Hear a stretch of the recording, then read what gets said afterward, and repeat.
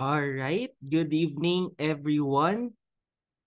Thank you for joining us tonight, and I'd like to welcome all the participants right now. Currently, we have 26 in this webinar room, so thank you so much for taking the time of your Friday evening to attend our free learning session entitled Understanding Your Investment Mindset: Insights for Smarter Investing. Now, before we proceed with the presentation, allow me to introduce myself first. I consider myself one of the lucky ones in life kasi pagkapanganak ko lang po, meron na agad akong bilyones. So again po, my name is JP Bilyones, and I'm a personal finance and investment literacy advocate. Before, no, I used to have an above average paying job, pero for some reason, hindi po ako nakapag-ipon ng pera, and worse, I was even drowning in debt.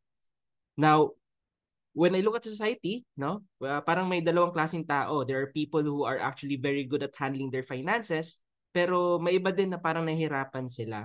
And with that realization and those two questions, I set myself in a journey, no, to learn and teach about personal finance and investment literacy.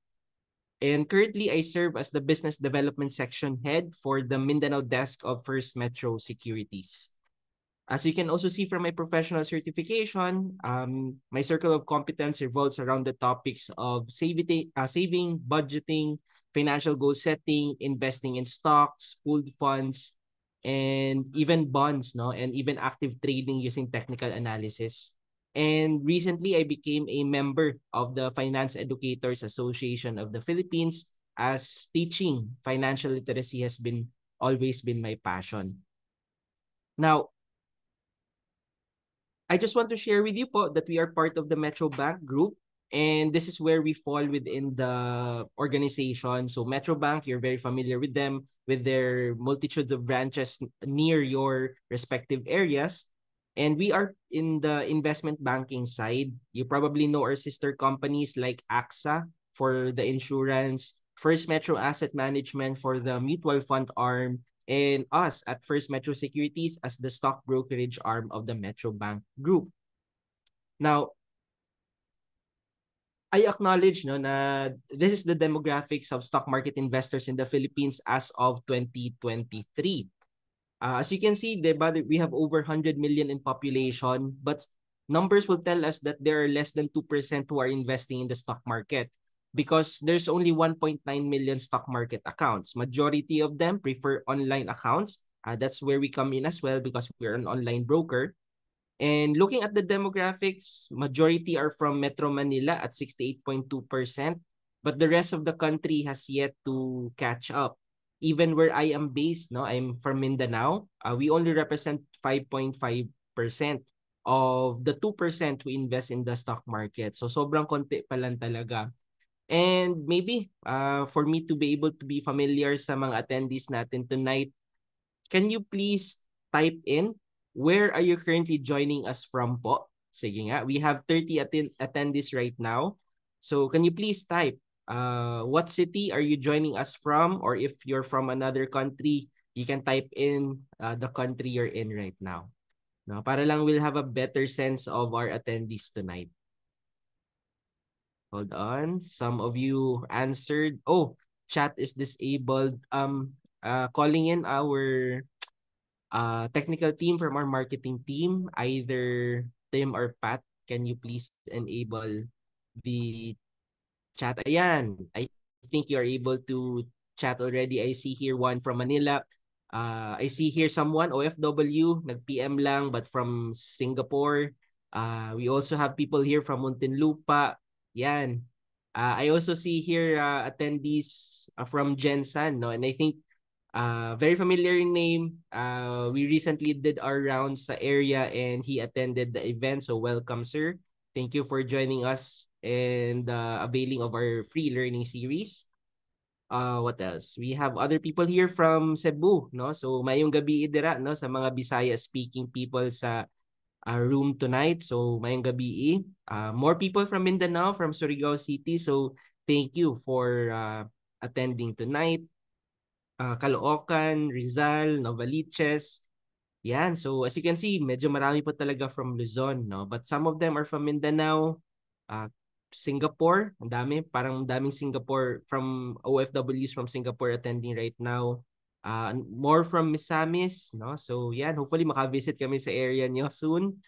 Laguna, Singapore, no? Parang daming nating OFWs from Singapore. We also have people here from Iloilo, so yun, no? Good evening, no? But I think Iloilo, mga Ilonggo sila, so nakalimutan ko lang how to greet good evening in Ilonggo. But welcome, no? Welcome to the 36 participants right now.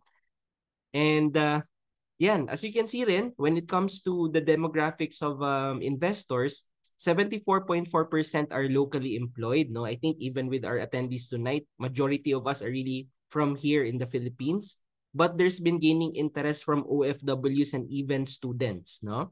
And yun, again nga, marami tayong attendees from Singapore tonight. So there's really growing interest from there. I'd say 10% of our attendees are from Singapore. So yan. By the way, kung meron po mga estudyante in attendance tonight, feel free to type in the university you're attending. And congratulations in advance for starting your investing journey as early as students pa lang. No? So, yan. So, that's the demographics of stock market investors in the Philippines. Now, allow me to share some of my experience as well. No, I've been very fortunate to have been given an opportunity to serve First Metro Securities and the clients through market education campaigns and programs, be it when we conduct public sessions like this, from webinars to on-site seminars or even attending expos. This is what we really do day in and day out as part of the market education team. And sometimes we get invited by schools as well, no? Noon, dito lang sa Mindanao because that's where I am based. But because of technology and the pandemic, we had opportunities to add value as well to academia beyond Mindanao, even in UP, in Ateneo de La Salle, so on and so forth. And some of the universities appreciate as well how we teach things, no? So sometimes they ask us to teach certain modules in their courses doon sa school nila. So very grateful for that opportunity. And from time to time as well, we get invited by government agencies. Usually we collaborate with embassies of the Philippines and Bureau of the Treasury, especially when we're talking about bonds. And sometimes for MSMEs through negosyo centers and even Department of Education from teachers induction program up until pre-retirement counseling, sometimes we get invited there. And even our regulators like PSE, na sometimes we get to speak and teach about the stuff that we do, no, and help them with their investing journey. And also, sessions with private institutions from Greenwich, Jollibee, and the rest of the, usually pag bonus season, dyan kami na i-invite because sometimes they ask their employees to attend financial literacy sessions before releasing their bonuses so that they'll be educated that there might be other ways to use that money, not just to spend it, but to also consider saving and investing some of it. And that brings us back to our session tonight, which is understanding your investment mindset, insights for smarter investing. Now, I hope you've attended already our basic sessions about stock market investing, to even our intermediate session, our basic education on stock trading series, best part 1, part 2, and part 3. And this webinar aims to complement that.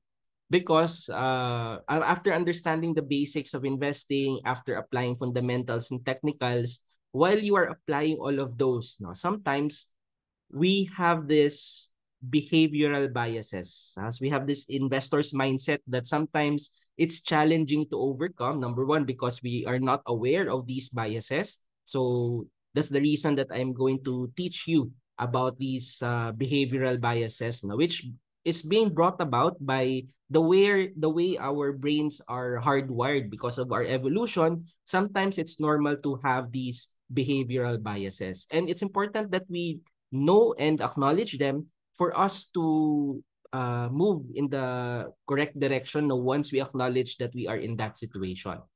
So for appreciation of what we're going to discuss tonight, I'm going to ask you guys, no, let's play auction, no, before we start. So I hope you'll be participative today, no, and tonight. So feel free to use the chat box. So we're going to play a 100 peso auction.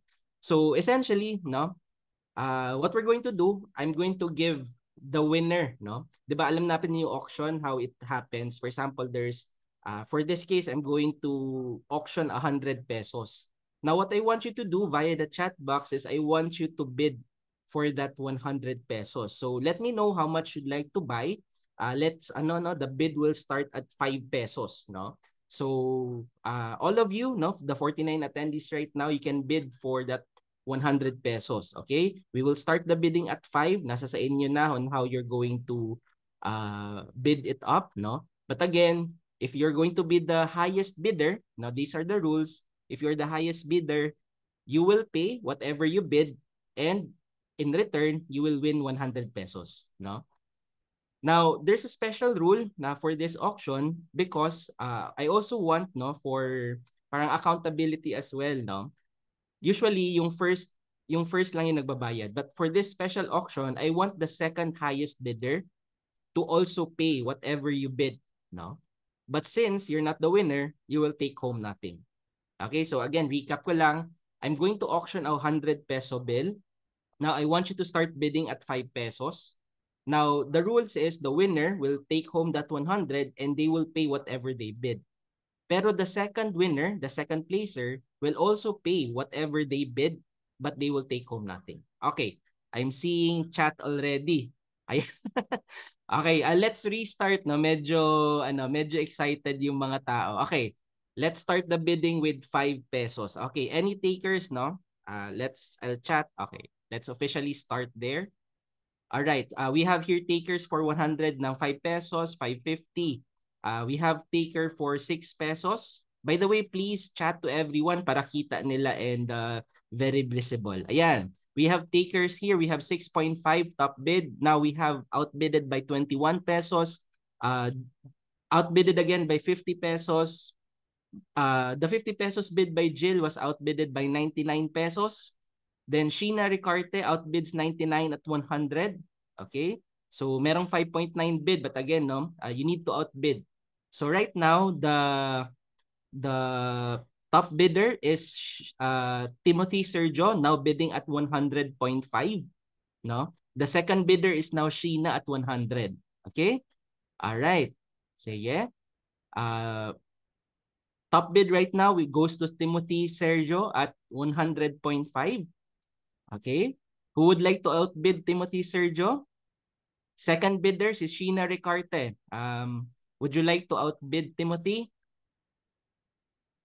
Ayan, Sheena Ricarte outbid at 110.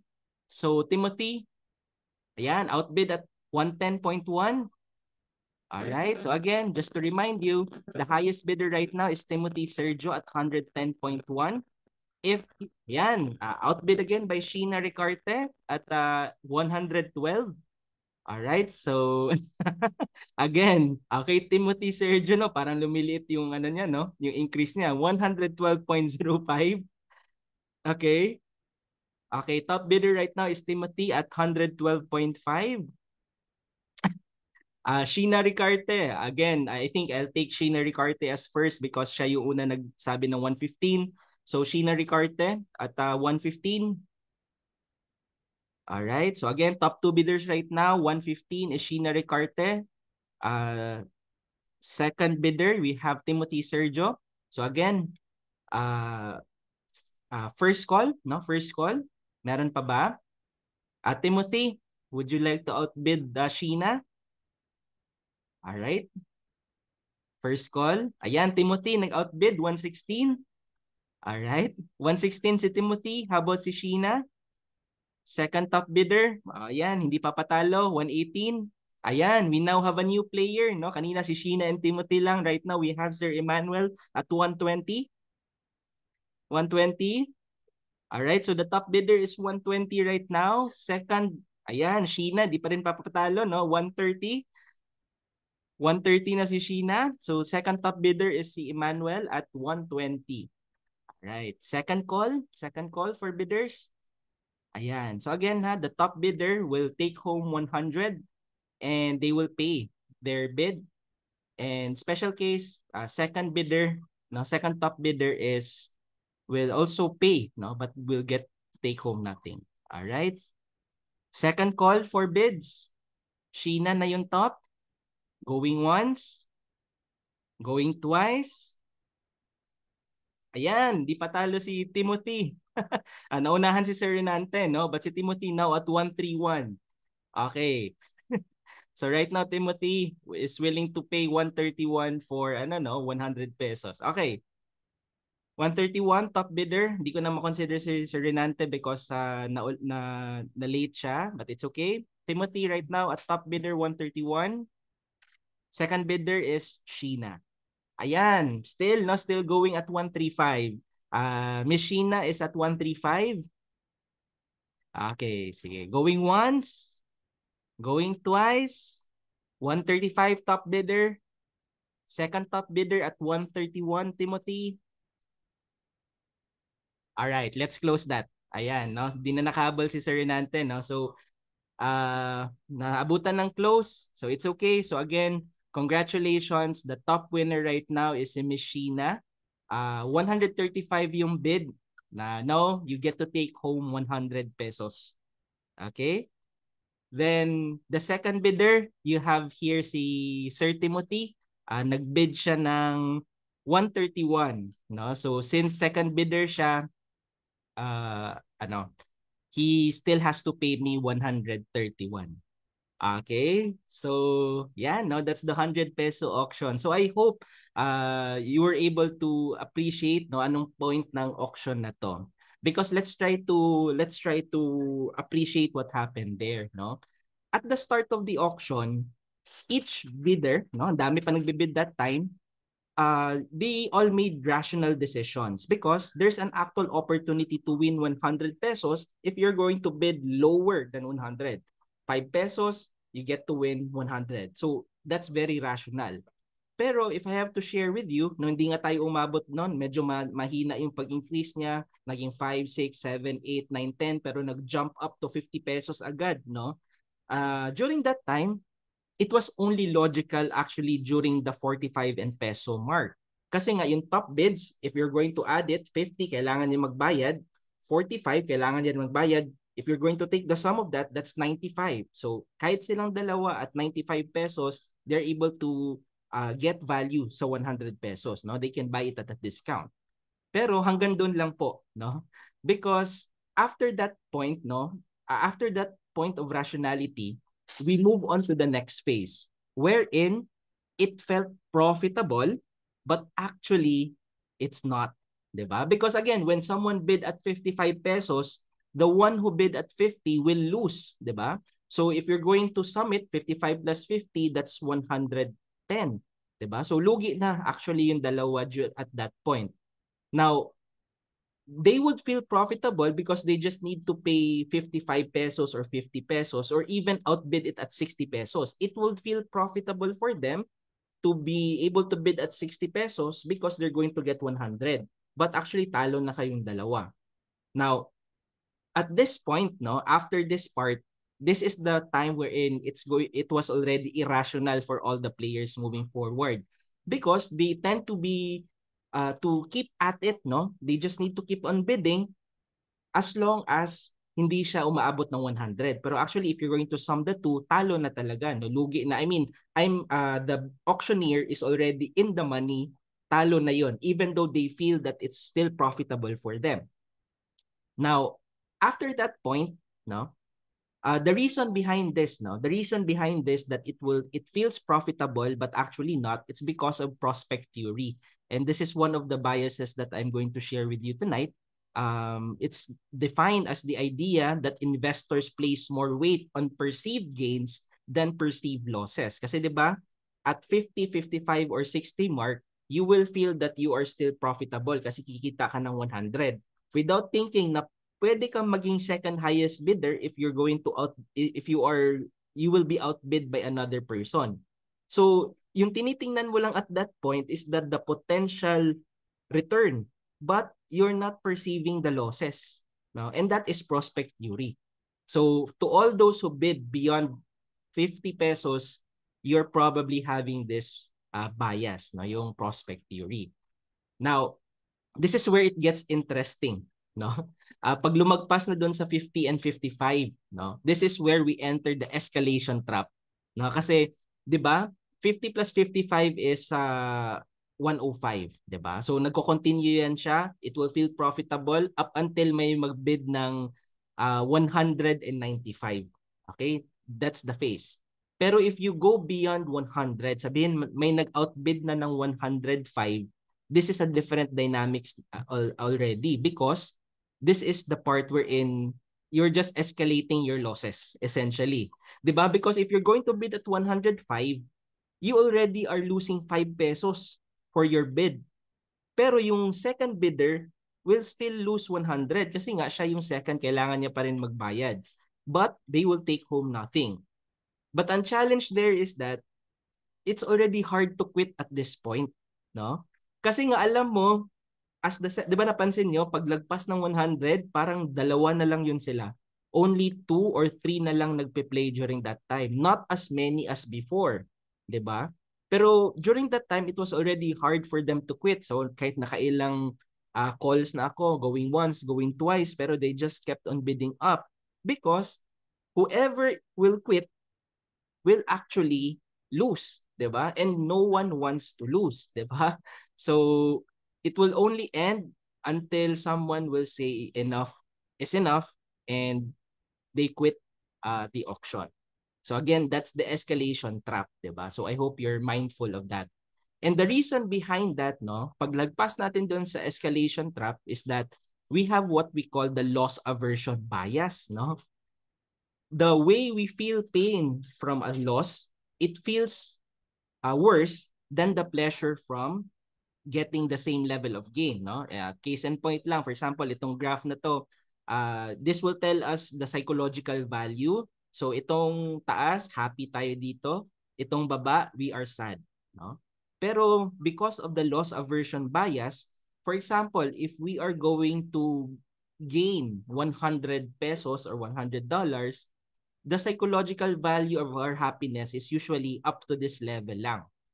However, if we're going to feel the same magnitude of loss, ibig sabihin 100 pesos pa din pero we lose that, the psychological value niya is amplified.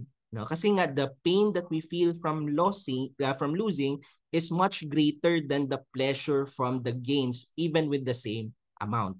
And that's the reason bakit walang tumigil sa kanila. Siguro if I did not stop, I just kept at them, they would probably reach very high levels. But I like to congratulate you kasi when I'm doing this presentation sa iba, I think the highest I went was 1,020 plus pesos. No? Imagine in that scenario, there were bidders willing to pay 1,000 pesos for 100 pesos.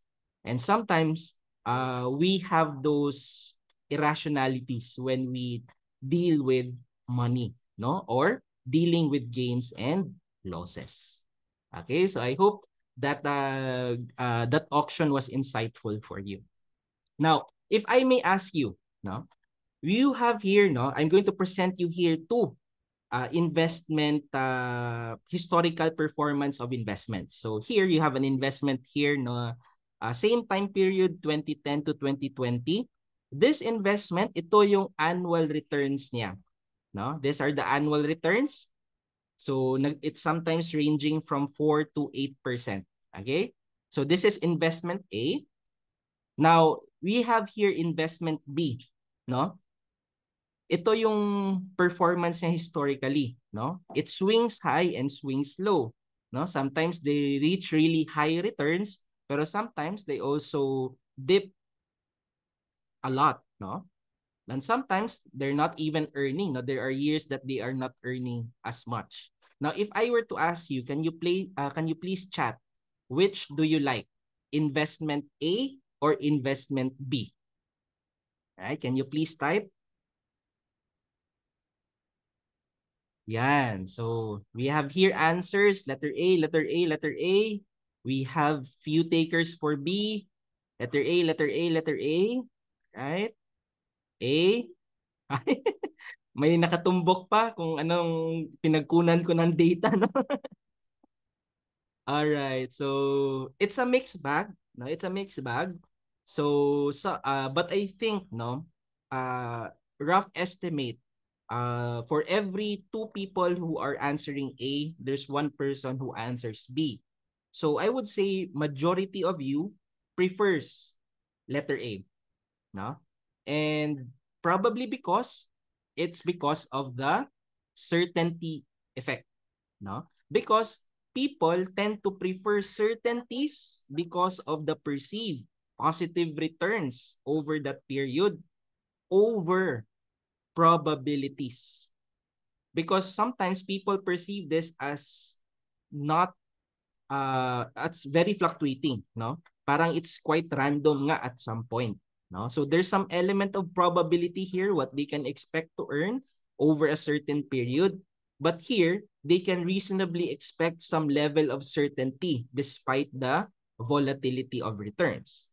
So the reason probably many of you chose investment A over investment B, it's because we tend to prefer certainties over probabilities. Now, what if I would share with you the compounded annual growth rate of investment A and investment B? This is actually how they turned out. Investment A, despite getting positive returns all the time, the compounded annual growth rate of this investment is 5.97% per year. Now, again, it varies, but it's as if it was growing at 5.97%. Whereas here, it may seem probabilistic, but if you're going to get the compound annual growth rate, it is actually at 8.03% CAGR. Okay, so it's as if your investment was growing 8.03% per year. Now, I think with that number, more people might probably get the other, no? Might prefer this one because it's of its higher CAGR than this lower CAGR. Okay? But again, if you just look at the performance itself, people tend to have some certainty effect. Okay, so I hope that's something that you understood. Meron ba mag-change sa inyo? No? Meron ba mag-change sa inyo ng investment after knowing the CAGR? Let me know in the chat box. All right? Yan. So I hope I was able to display the certainty effect through that example. Now, as human beings, we are born to be logical but tend to live irrationally. And it's because of various biases. That's the reason why we started with those activities. And let's have another activity kasi I think when it comes to behavioral biases, activities actually draw out what is really happening or ano yung usual tendencies natin. So for this, let's play the ultimatum game. So for this, I'd like to have two volunteers. Okay, can someone raise their hands? I'll take two volunteers. So I want to have a proposer and a responder. Okay, we have here Leandro. Okay, Leandro, I'll take one. So another one is si Ruby Bernardino. Okay, I'll take these two volunteers. Now, for this, I would like to assign Miss Ruby. Again, I'm going to allow you to talk. Let me check if that's allowed. No, I allow you to talk, Miss Ruby and Miss Sir Leandro. Okay. Now, the reason I'm asking you to again, you can mute it muna, but you can unmute later because I am going to have questions for you later. Okay. So again, I'm going to assign Miss Ruby as the proposer and Sir Leandro as the responder. Okay. So what I'm going to do with both of them is that for the proposer, no, we have here Miss Ruby. Now, I'm going to give 1,000 pesos to the proposer. But for the proposer, you can actually decide, no, how much you're going to give to the responder. No? So that's the cue here. No, ako, I'm just going to give 1,000 pesos to Ma'am Ruby. But si Ma'am Ruby, siya po yung may ability how much they're going to give to Sir Leandro. as the responder, no? So she will suggest how much he will give him, and the responder, ang role lang talaga ng responder is to accept or decline the offer. Okay, so whatever be yung napag-isipan ni Ma'am Ruby, si Sir Leandro will say accept or decline. However, no, the special rule here, if the responder rejects the offer, both don't win anything. Okay? Sige, let's try to unmute Miss Ruby and Sir Leandro. Are the instructions clear? Clear po. All right, sige. Okay. Ma'am Ruby, I'm going to give you 1,000 pesos. How much would you like to give to the responder? No, how much yung gusto mong ibigay sa kanya? Again ha, don't think about anything, kung ano sasabihin ng iba, basta ikaw yung may power with that 1,000 pesos. All right, go ahead, Miss Ruby. 350. All right, Reject po. 250. Ayaw, grabe. Hindi pa ako nagtanong, nag-reject agad si Sir Leandro. Okay. Si Miss Ruby sabi na 350, tapos sabi ni Sir Leandro reject. Sige, if I may ask, no, Sir Leandro, why did you reject it? Kasi alam ko po na 1,000 yung total. So, Okay. Okay, sige. All right. Thank you for that participation, no? So, let's try to, no, I'm going to mute both of you already. Sorry. Ma'am Ruby, before that, can you share bakit 350 lang yung binigay mo kay Sir Leandro? Kasi dapat in tranches. So, Ano? 3 tranches yon. Okay. Okay. But initially, hindi mo na pala na-expect, no? But it's okay, no? Go ahead. You can mute already, Ma'am Ruby. Okay. But let's try to check, no? Ano nangyari doon sa situation na yon, sa game na yon. For me, tama yung ginawa ni Ma'am Ruby, no? Medyo mabait nga si Ma'am Ruby kasi 350 pesos yung binigay niya, no? Because traditional economic theory would tell us na the proposer, since siya yung merong capability to decide on what to do with that money, it's sakto lang na he will follow rational maximization. Alright, so yung ginawa ni Ma'am Ruby is just rational maximization na tipong she doesn't have to give everything, no? Kung totoosin nga, the best move ni Ma'am Ruby there is 1 peso lang yung ibibigay. Okay? And she gets to keep 99 pesos. Again, following rational maximization, no? Kasi it shouldn't matter, no? Now, si Sir Leandro, na moving to the responder, he rejected it, no? He rejected the offer na 350. But for me, the responder should accept any offer. Bakit? Kahit piso is better than zero. Okay, so ganun sana yung dynamics, no? Again, as the proposer, rational maximization will tell us na the ideal way to do it is just give 1 peso and keep the 999 pesos. And as the responder, kahit piso yung binigay ni Ma'am Ruby, he should accept it because 1 peso is better than zero. Okay, so again, I hope may insights ulit kayo doon sa ultimatum game that we did right now. Okay, so I'm going to lower the hands na po ng mga ng mga attendees. Si Ma'am Ruby, thank you for your participation po. All right, so thank you so much. Yan. So I hope you're learning. Please type learning if you're learning. Okay? Yan. So essentially, no, the reason na probably si Sir Leandro or some of you, if you played as well sa part ninyo, bakit hindi nyo inaccept yung 350 or why you wouldn't accept 1 peso, it's because of mental accounting bias. Because yung mental accounting bias, iniisip mo kasi na 1,000 yung binigay. Bakit 350 lang yung ibibigay mo? Or bakit piso lang ibibigay mo? Pero that's actually mental accounting bias, no? And marami tayong na-experience sa mental accounting. For example, mga monetary gifts. Like yung mga birthday presents natin or yung mga Christmas na natatanggap natin from our ninongs and ninangs. So, yun, you can actually use that money to let it grow or save that money. Pero paminsan kasi pag naisip natin na binigay lang siya sa atin, parang okay lang siya na igasto siya.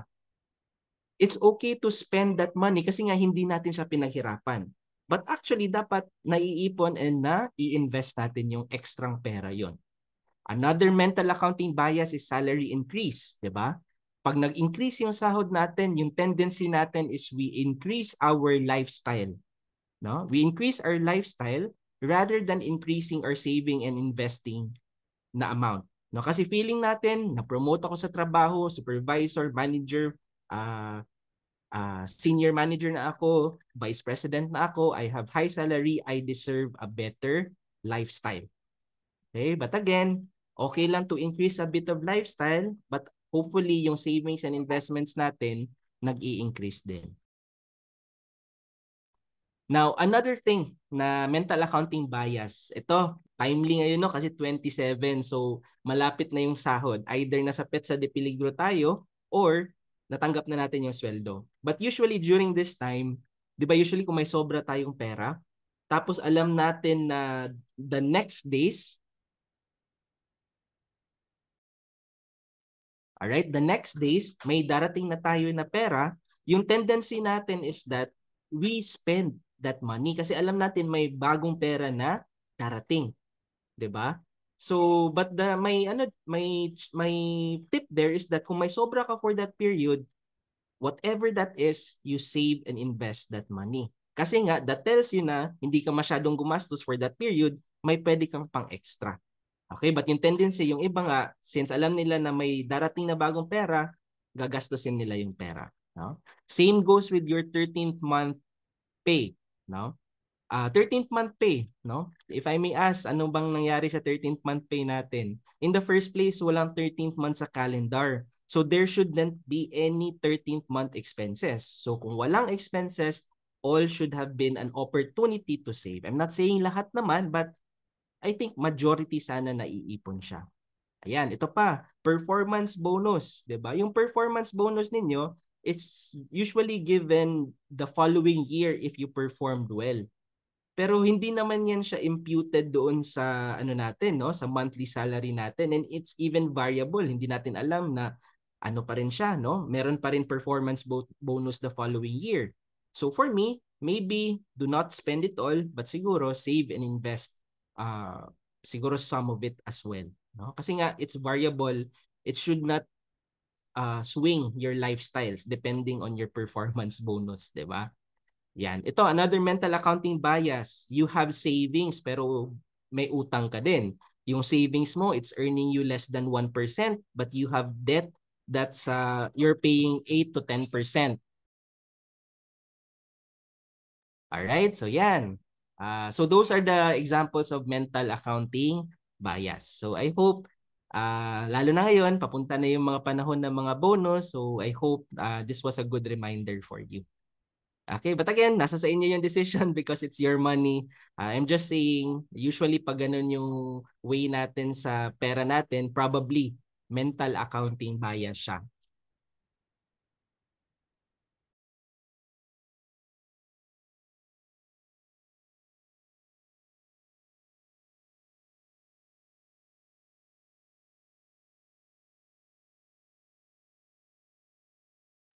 All right. Sorry for that. Ayan. Now next, no, let's learn how to overcome the bias, no? So we know mental accounting bias, so paano natin siya i-overcome, no? So one way to think about it is to think about money as just money, no? It's a fungible thing, no? So no matter where the source came from, bigay ba yan siya sa atin, a bonus ba yan siya, 13th month pay ba yan siya, it should not matter, no, on how we spend that money depending kung saan natin siya nakuha. So we should treat it as just money we worked hard for, kahit bonus siya. Okay? Now, another way to go about this is to create a budget. No, hindi pa dumadating yung sahod mo, alam mo na where to put your money. No, so dapat may budget tayo. Yung budget, hindi yan siya ginagawa pag dumating na yung pera, ginagawa yan siya before dumating yung pera. No, so mag-budget na and follow through that budget. Now, kung may sobra, save and invest the difference. Tapos, siguro, if you would like to invest, pero meron ka pang utang, you might focus on paying off debt first before you invest. Kasi sayang yung kikitain ng investment mo if kinakain lang din ng interest rates because of your utangs, di ba? And ito, I highly recommend this po. Plan for unexpected income. No? Expect mo na, you should have the mindset already na kung may unexpected income ka, may game plan ka. Kasi usually pag wala tayong game plan and it happens to us unexpectedly, tendency niyan is hindi natin na siya na-appreciate or medyo irrational yung approach natin. No? Classic example, that's the reason why lotto winners parang hindi nila na ma-manage yung pera nila, and even inheritances. The reason why nauubos yung inheritance sa next generation, it's because hindi nila napaplanuhan yung ganong unexpected income. Now, another bias that I'd like to tackle for tonight is the confirmation bias. No? Confirmation bias, investors tend to seek information that confirms their existing beliefs and ignore contradictory evidence. Ito very rampant to sa investing. Yung tipong we have certain beliefs or certain opinions about different matters that affects our investments. Okay? We have that certain belief paminsan because how we were born or what's our environment. But sometimes when our beliefs are faced with facts and evidences, no, hinahanap lang natin yung facts and evidences that's agreeing with our prior beliefs. Okay? So usually when that happens, that's a confirmation bias kasi we only believe what is aligned with our beliefs. And the other evidences we tend to ignore. Okay, so careful tayo dyan sa confirmation bias. So usual dyan is ito, hot stock tip. O ito, careful kayo niyan, no? Lalo na if yung reference nyo ng stock tips ninyo are hopefully credible yung sources ninyo. Meron silang published na research report that have proper disclosures. Hindi lang yung tipong you just join a certain group, no? Tapos doon ka magkukuha ng stock tips mo. Okay lang naman as long as may saktong reasoning sila. They have a proper method. They showed you the method on how they arrive at those target prices. So, yun. Careful lang tayo kasi maraming instances baka ma-hype lang kayo because of that hot stock tip, no, for some reason. Okay. So again, research to prove its potential. Kahit may nag-present sa inyo na you do your own research, no? Kasi yung tendency ng tao is that we are open to the green flags but we ignore the red flags. So ito kahit sa love life baka applicable din to siya, no? Sinabihan ka na ng mga friends mo na ang daming red flags ng taong yan, pero all you saw were the green flags kasi nga in love tayo, 'di ba? So again, hindi lang to siya sa investing, it can also be applied in different aspects of life. So, how do we overcome this bias, no? So, number one, challenge your thoughts. Pag may thoughts kayo, no, you might be very confident with them, pero always ask yourself, where can I be wrong? Saan ako pwedeng mali? No? Kaya ako, I'm very yung mga super confident sa mga nila, sa mga insights nila. I tend to shy away from that kasi nga ako normal is that I always ask, where can I be wrong? Because you can be wrong, no, from time to time. Hindi naman always tama ka, 'di ba? So because of that, we need to diversify our information sources and perspectives. Hindi lang sa isang source, kuha kayo ng maraming sources. And be mindful of those with opposing views, no? When you see something, again, problema kasi pag confirmation bias, you tend to agree with those who agree with you, 'di ba? Pero when you have that feeling, no? Look at the other side of the coin. Tingnan mo naman ano yung angle ng other people who have opposing views because you might learn from them. Okay? So yan, and that reason I'd like to highlight sa First Metrosec platform. Just navigate, no, go to research, pag log in ninyo, go to First Metrosec. Tapos company reports, ang dami dyan. We have different fundamental reports for different companies that we cover. pwede nyo po to idagdag doon sa sources of information ninyo.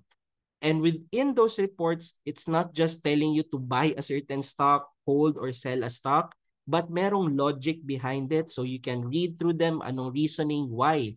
Ganun yung call ng research team namin sa kanya. Okay, so again, use this as one of your sources. So I hope you make the most of this kasi pinaghirapan talaga to ng research team namin. Okay? So another one, no? We talked about confirmation bias. Ngayon naman, let's talk about overconfidence bias. Okay, ito. Lalo na pag medyo maswerte yung trades natin, no? Parang lahat ng calls natin tama. Be very careful of this bias. Kasi nga, investors tend to overestimate their own abilities and knowledge, and sometimes it will lead you to good profits, pero usually it makes poor decision making. No, pag medyo ano tayo, no, overconfident tayo sa sarili natin. Kaya kahit ako, I've been with First Metrosec for many years na. I still consider myself as a lifelong student of the market, no. I know time and time that the market will humble me, no. So yung ano lang, just keep your feet on the ground, no. Keep your feet on the ground. Kasi problema, if we have inflated sense of control, no, feeling natin. Kasi nga, because parang tama yung trades natin parate, di ba? So, it might set unrealistic optimism. Tapos, paminsan napapansin mo yan kasi when you look at their portfolio, they have overweight allocations in a certain stock. Like, may 10 hawak sila, pero yung isang hawak nila, 50% ng portfolio nila. That tells me that you are under-diversified kasi nga, nakafocus doon, no? May concentration bias ka or concentration risk in that. No? So, yan. Paminsan, that's the reason yung iba pa nga, may narinig ako paminsan, nag-all-in sila, no? All-in sila sa isang stock. That's overconfidence, no? I would still recommend to diversify. No, diversify talaga. Not just put it in 1, 2 or 3 stocks. Siguro at the very least, siguro mga at least 6, 7 or 10 stocks, ganun, no? Kung pwede nga, mas diversified, better. Like the overall index, the top 30, di ba? So, yan. So, overconfidence, no? Overconfidence. Now, paano natin ma-overcome itong bias na to? So, here are my suggestion. Number 1, we should have a systematic decision-making process. Ito, dapat systematic tayo. If cause and effect siya dapat. If this happens, ito yung gagawin ko. Now, with this event, ito yung mga possible na mangyayari. If case 1 will happen, this is what I will do. If case 2 will happen, this is what I will do. Case 3, this is what I will do. And do not forget, if I am wrong, this is what I will do. Okay? So, ganun ha. So, hindi lang yung systematic decision on how to make good decisions, but always add to that yung question. If I will be wrong, this is what I will do. Right? So, yan. So, I hope you put that, no? So, you need to set realistic expectations.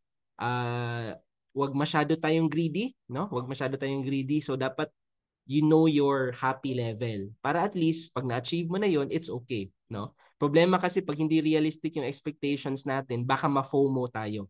Fear of missing out. No? So, may mga ganun na aspects. And ito, as I mentioned, acknowledge natin yung outcomes even they have a low probability. Yan. Problema kasi pag overconfident tayo is that we think, yan talaga yung mangyayari, no? But history will tell us na even events with low probability can time and time happen. No? So acknowledge even if before coming into a certain investment or in a certain trade, consider the low probability events because even they are low probability, there is still a possibility that that would happen. No?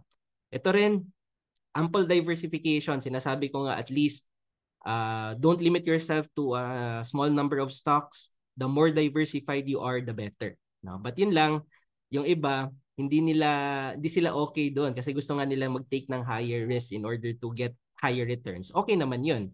But you also get the downside risk as well.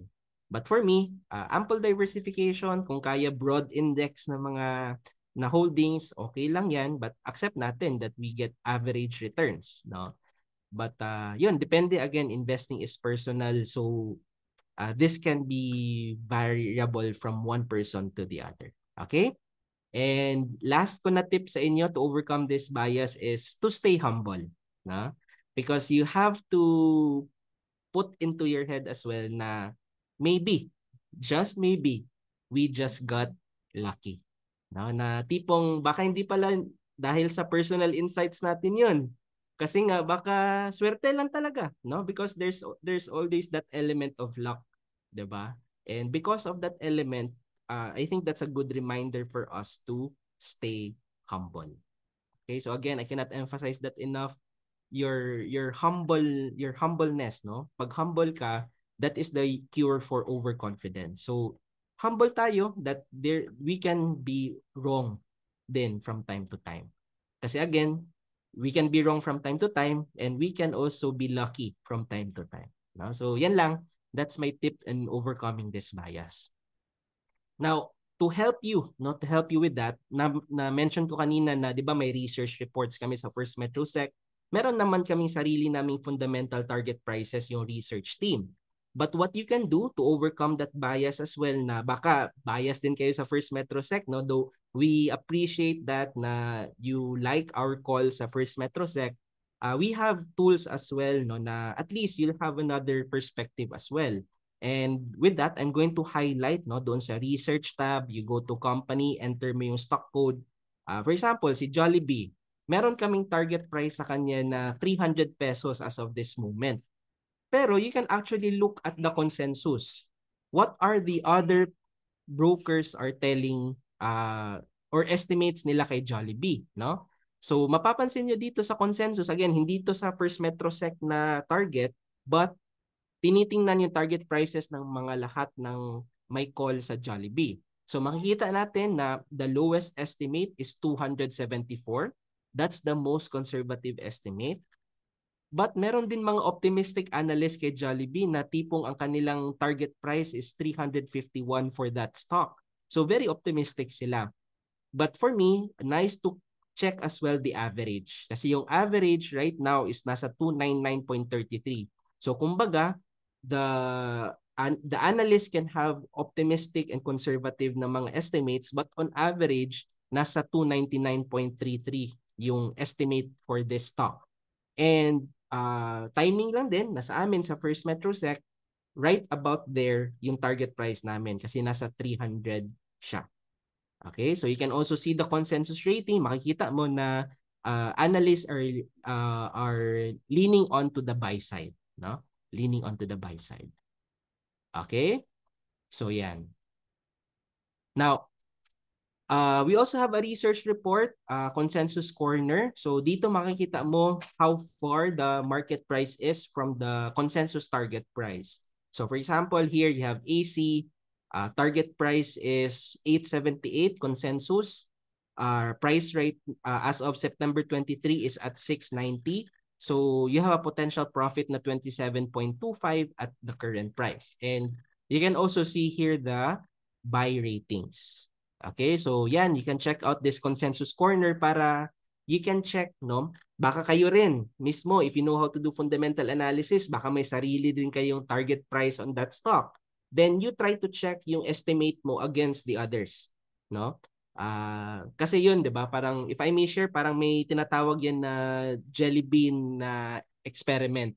Yung tipong if I place an X number of jelly beans sa jar, okay, tapos I ask different persons for estimates how many jars, how many jelly beans are in the jar. Each of you would give different answers. Usually nagre-range yan from low to high numbers. But statistics will tell us that if we have a good sample size, marami tayong taong tinanong, the average usually is around the average na number of jelly beans is usually around the average number ng lahat ng sample niyo. So, parang ganun yung concept ng consensus. Okay? So again, for your consideration, baka makatulong sa sarili ninyong investment plans. Next, let's discuss about overtrading. No? So overtrading, ito usually lalo na pag nangyayari to siya pag sabay-sabay yung yung ano mo, yung losses mo. Like every time you trade, parang parang kabaliktaran siya doon sa overconfidence na parati kang panalo. Pero ito, usually nangyayari itong overtrading pag tuloy-tuloy yung losses mo, no? Kasi nga number one, may certain desire ang mga tao for short-term gains, no? Kaya many people like trading stocks because of the potential to appreciate in price. Na paminsan doon lang talaga sila nagfo-focus, which is okay din naman. Pero ang challenge yan kasi pag sabay-sabay yung losses mo, no, parang magre-revenge trading ka. No, revenge trading kasi sabi mo, grabe naman, tuloy-tuloy yung losses. For sure ngayon, baka tama naman, 'di ba? But you have to understand na better if you're experiencing a series of losses sa trade mo, yung general suggestion ko talaga diyan is stop trading, no? Stop trading for a while, no? Pahinga ka muna at take a breather, no? Kasi baka emotional ka na masyado because nafi-feel mo lahat ng talo mo, 'di ba? So yan, no? And siguro time to revisit your trading plan kasi baka yung trading plan mo, hindi masyado maganda yung risk to reward ratio. Kaya you are getting into trades na mataas yung probability na maglo-lose siya, no? So again, balik tayo sa trading plan natin. Baka pwede tayong ma-improve there. But first off, take a break, no? Take a break muna. Tapos let the emotions out kasi it's normal naman to have losses talaga. When it comes to losses lang talaga dapat na-minimize natin siya para pag may times tayo nag-profit tayo na ma-maximize din natin siya. So, ganun talaga yung trading. I'll show you that in a couple of slides. Ang challenge lang talaga sa overtrading, guys, is that it usually leads to higher transaction costs. 'Di ba? Though you would feel na kumikita ka every time you trade, pero if you're going to factor in the cost due to your overtrading, baka malaki yung kuha, no? Malaki ng kuha because of the frequency of your trades. And it might lead you to subpar returns, no? Subpar returns. Yan. So, paano natin ma-overcome yung overtrading? The best quote na ma-share ko dito sa inyo is yung kay Warren Buffett, no? Kay Warren Buffett kasi, I know hindi siya overtrader kasi value investor siya, di ba? Sabi naman kasi ni Warren, yung stock market is a no called strike game, no? Ibig sabihin, walang 3 strikes and you're out, no? Walang ganoon. So, you should not be feel pressured to swing at everything, no? Hindi ibig sabihin na lahat ng opportunities you swing at it, 'di ba? Because you can wait for your perfect pitch, no? Kasi 'di ba sa baseball, ito yung analogy niya, each player, no, meron yan siyang spot wherein mataas yung probability niya na makaka-hit siya ng home run. And you as a batter, you should be patient enough for that perfect pitch, no? You don't hit the ball at low probability home runs na area, no? Meron yan usual areas dyan na if the ball goes there, the probability of you, no, having a home run is relatively higher. Okay? So again, let me emphasize what Warren said. The stock market is a no-call strike game, no? It's okay not to swing at everything. Just wait for your perfect pitch, no? So again, no, this is something that you will discover as you have experience na sa market, no? So again, it's part of the learning process of investing and trading.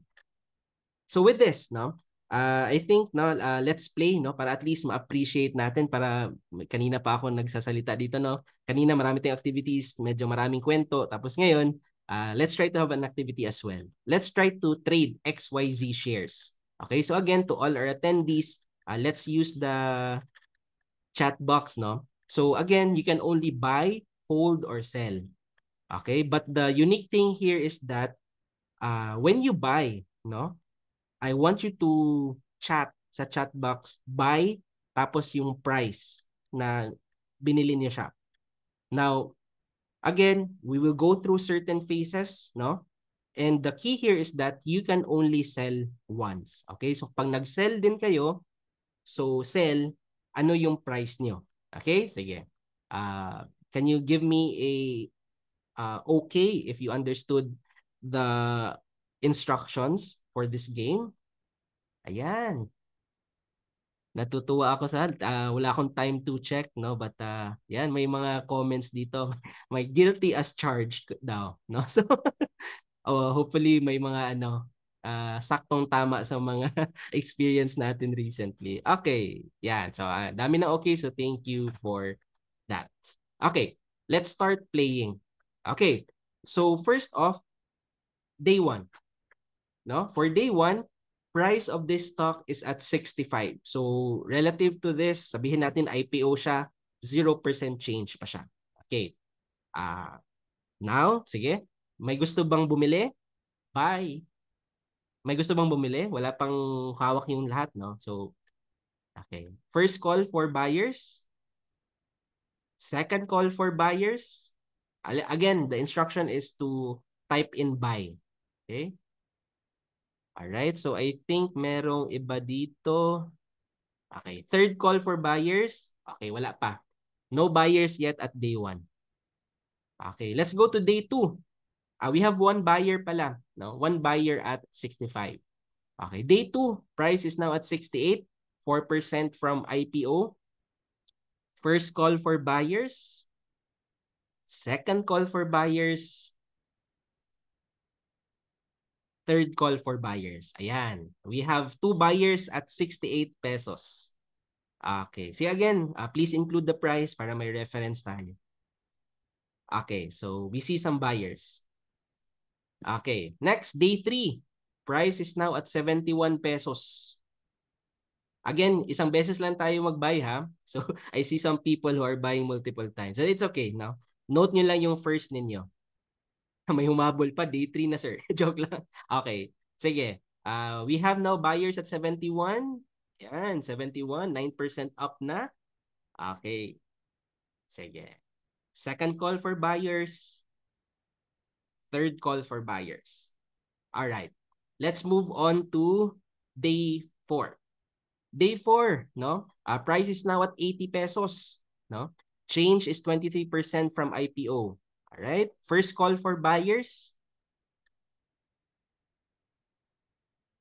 Second call for buyers.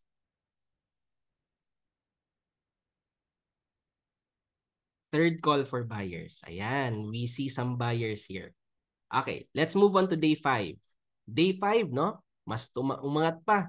Price now at 88 pesos. Change is 35% already from IPO. First call for buyers. All right. May nag-sell na pala, no? We have a seller at 80 pesos, so profit na siya. All right. We have another buyer at 88. Another seller at 88. Okay, sige. Third call for trades on this day. Ayan. Medyo may mga nag-sell na. Okay. Let's go to day number 6. Ayun, swerte nung nakasell, no? Day 6, price at 86. Calling for buyers or sellers. Ayan. Ayan. Some people are still holding. Okay, that's good. Some people are selling already. Okay, sige. Third call for trades for today. All right, let's go to day 7. Day 7, yun. Price went up to 92 pesos pa, no? So, medyo napaaga ng benta yung iba, no? Umangat na. So, we still have some holders here at day 7, price at 92. Yan, may nag-sell na naman. Okay. Second call for trades for today. Some are still holding. All right. Last call for trades for today. Ayan, lana. Okay, let's go to day number 8. Ayan, umangat pa yung presyo. Price now at 96. Price now at 96. There's still people holding. Ayan, may nag-sell na at 96. Ayan.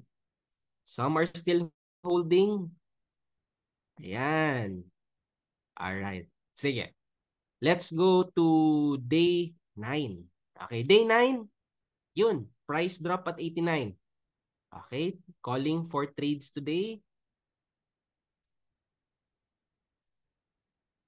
Okay. Hold. Some people are still holding. Second call for trades today. All right. Third call for today. Ayan. Sige, let's go to day 10. Day 10. Ayun. Daming nag-sell pero ano pala, umangat pa ulit yung presyo. At price at 92 pesos. All right. Calling in trades for today. Meron ba? Yung iba parang abang-abang. Still holding yung iba. All right. Naka-PM lang sila sa akin. Okay. Let's go to day 11. Day 11. Medyo nag-plummet yung price. Price now at back to 73 pesos. Back at 73 pesos. Sige. Some are still holding. Okay. Sige. Keep at it lang. Alright. May bumili na. No? May buyer activity. No? Siguro because of the drop, it was an opportunity for them to buy. Ayan. Ayan. Dapat ang daming nag-entry ulit at 73. So we now have many buyers at 73. Ayan. Because siguro, no, they see it as value na. Some people are still holding. Okay. Last call for trades today at day 11. Again, daming buyers. Alright. Last call for trades for today. Let's go to, no? So, ang daming bumili. Let's go to day 12. Day 12. Yan. Bumalik sa IPO price at 65 pesos. No, bumalik sa IPO price, no? So medyo loose na yung medyo bumili at 73, no? So, yan. Napatawa na lang si Sir Gerard, no? Na, meron ngayon. We have another buyer at 65, no? Kasi bumalik sa IPO, bumili siya ulit. Okay? So, thank you for that. Last call for trades for today. Another buyer at 65. Okay? Sige. Let's go to day number 13. Ayan, nag-bounce yung price from IPO, no? Bumalik sa IPO, nag-bounce to 70 pesos. Ayan, sige, day 13. Yan, some are still holding. May mga bagong buy entries ang iba. Another buyer at 70 pesos. Okay. Sige, keep at it, no? Dami pa rin nang bumibili. Alright, sige. Let's go to day 14. Yan. It went below IPO price at 60 pesos, no? Bumalik na siya. 65 ang ano. Yan, another buyer at 60. Yan, may bumibili pa, no? Multiple entries na yung iba, but it's okay. No? Sige na lang. Yan, daming bumibili, no? May bumili at 70. Ngayon, may bumibili rin at 60. Okay, last call for trades today. Okay. Ayan, ito. Good move, may isa. Si Ma'am Ruby, nag-sell and cut loss. Okay, may ganung angle din pala, no? Cut loss si Ma'am Ruby. Na trader si Ma'am Ruby. Okay, okay. Next day, day 15. Price dip further to 52. Now, down na 20% from IPO. Okay. 20% down na if you bought at IPO. Yan, maraming nag-sell. No? But I think some of you bought at a higher price. Definitely. Some are buying. No? Buying sila at 52. Again ha, isang entry lang sana but nagiging multiple entry siya ngayon. But sige lang. No? Experience niyo lang po. Okay. Let's go to day 16. Yan, medyo nag-rally na. Naka-recover konti. Back to 55 pesos. 15% down na lang from IPO. Okay, sige, day 16. Second call. Third call. Yan. Let's go to day 17. Ayan, no, nag-dip further. Imagine from 65 na IPO now at 43 pesos. Yan, no, may mga aggressive buyers at 43. Grabe naman si Sir, no? Tama yung ano mo, Sir Bulo kanina, yung guess mo kung saan galing, pero ito hindi. Hindi na yan siya. Mali na yung ano mo, mali na yung hula mo, no? Random to siya actually. All right. We are now at 43. We see buyers. All right, let's go to day 18. Medyo nakaka-recover na siya. Back to 45. All right, second call. Third call, no? Hopefully na-monitor nyo kung saan kayo bumibili, ha? Tapos parang unli yung pera, eh. Kahit isang entry lang sana. Pero daming bumibili pa din. Average down ata. Okay, let's go to day 19. 44 pesos. Parang medyo nag-stabilize siya dyan. Okay. So, marami sa inyong naka-hold. May iba sa inyo nakabili nung nag-dip siya. I think some of you are still under the water, yung bumili sa 70, 60 pesos. Let's go to day 20. 40 pesos na siya. Okay. Second call for day 20. Again, hopefully naka-buy pa lang kayo ngayon. So, hopefully maka-exit kayo bago matapos yung activity. May dulo yung presentation di ba? Syempre hindi to only, di ba? So sana maka-sell kayo ta profit. All right. Let's go to day 21. Day 21 medyo nag-recover 44, no? So marami sa inyo naka-buy and hold pa right now, no? So, yun lang. Unfortunately, that's the last. So hindi pa nakabenta yung iba. Hindi nakabenta yung iba. Okay, so again, the reason because limited lang, that's the reason I mentioned kanina na ano lang, buy once and sell once, no? So, yan. So, at least na-experience nyo, no? Yung cycle ng market. Si Timothy daw, hindi pa daw siya nagbabay, no? So, ano lang, spectator lang si Sir Tim right now. But here's what let's try to synthesize, no? Ano nangyari, no? Ano na-experience natin right now? Napansin ko na yung habang umaakyat yung presyo, lalo na yung medyo nag-jump dito yung presyo, napansin ko na mas maraming bumili, no? Mas dumadami yung bumili as the price went up. Okay? So that's the one thing that napansin ko. Tapos nung medyo nag-form siya ng sign of weakness dito, no, some of you were able to sell actually the rally, 'di ba? Pero yung iba, medyo timing yung pagbenta, no? And after selling nung major dip dito, yung sobrang grabe ng dip, dumami din yung bumili. Actually, bumili sila dito pinakamarami. Tapos nung bumalik sa IPO, dami ding bumili. Okay?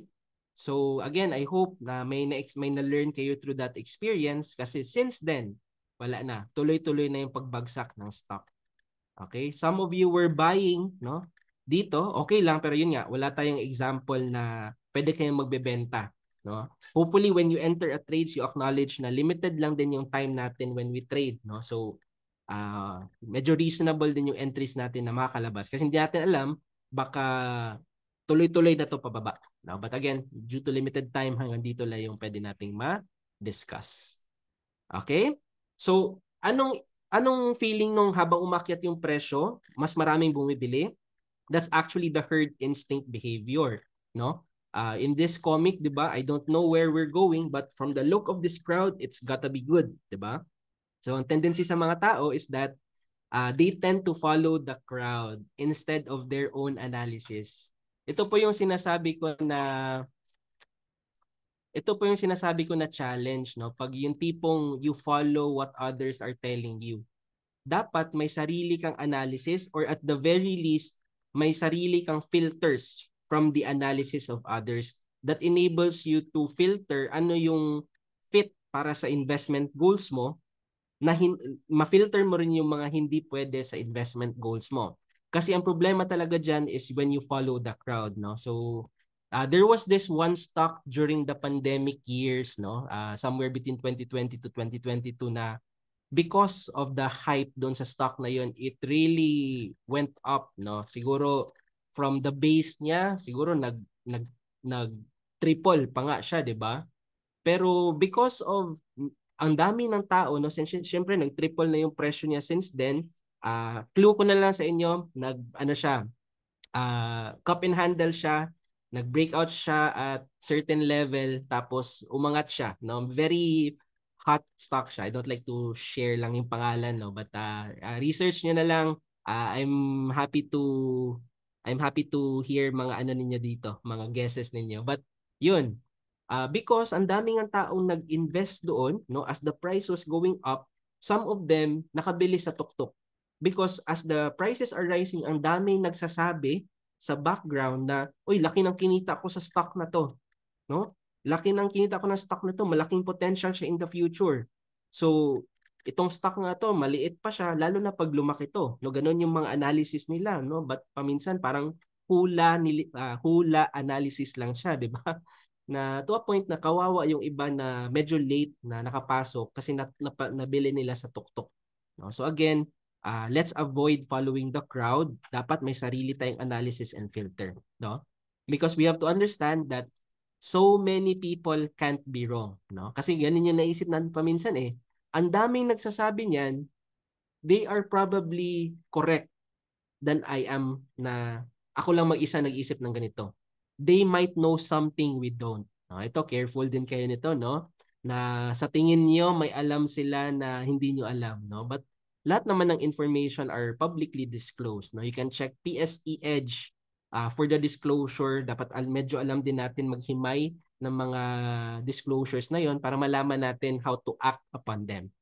And yun, you can use our research reports as well kasi nga, yun naman yung role ng team namin. But again, despite that, dapat may extra filter kayo na from that report, how can that be applicable sa investing personality ninyo? Okay, don't forget that.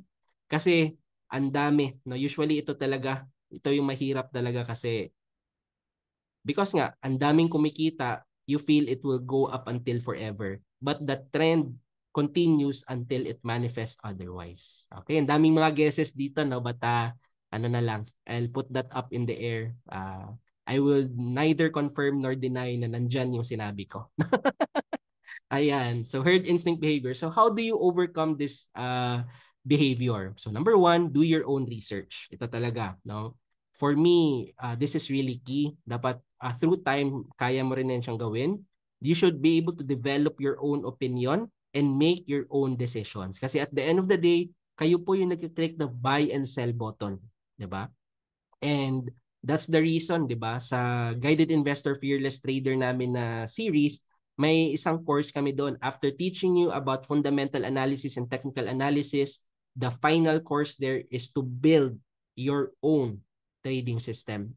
And that is what I encourage people talaga. Dapat may sarili kayong trading system kasi yung trading system mo should address your trading and investing needs. Magkakaiba tayo ng purpose and reason bakit tayo nag-invest. We should have our own biases. No? So, yeah. Kasi at the end of the day, wala ka naman ibang sisisihin kundi yung sarili mo. 'Di ba?